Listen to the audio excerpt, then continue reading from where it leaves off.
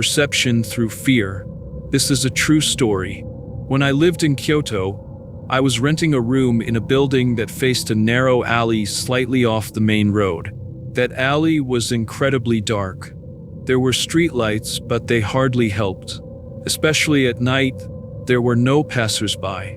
In Kyoto, you can find countless dark alleys like this. One night, around midnight, as I was preparing for bed, I noticed strange sounds coming from outside. Key. The noises seemed to grow closer. At that time, I lived on the second floor. I could see the alley from my balcony, but I was too scared to look.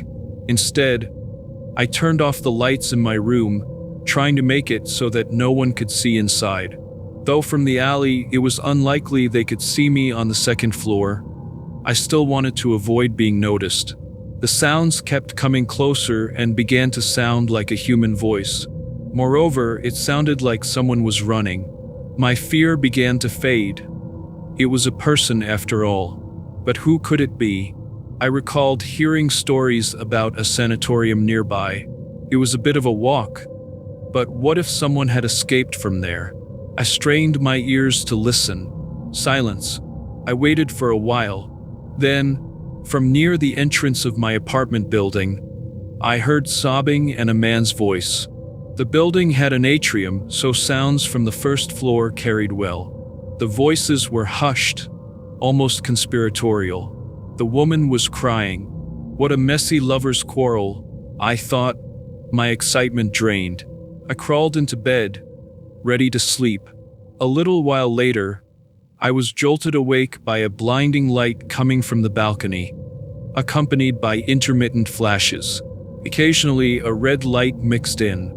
Curious, I leaned over to look downstairs. It was a police car. The next day, a notice on the building's bulletin board warned residents of a recent stabbing incident in the area. I noticed bloodstains marked off by white chalk lines on the street in front of the building. Later, I learned that the woman had been attacked by a knife-wielding assailant, but had managed to escape by blocking the blade with her palm. She had run to a nearby house for help, calling out to a man who lived there. The voices I had heard that night were hers. I couldn't help but think about how, in a moment of crisis, humans can make sounds that hardly resemble speech. Meanwhile, I had been too paralyzed by fear to recognize her desperate cries for help. It left me feeling complex emotions, but ultimately, I was relieved that the woman had survived.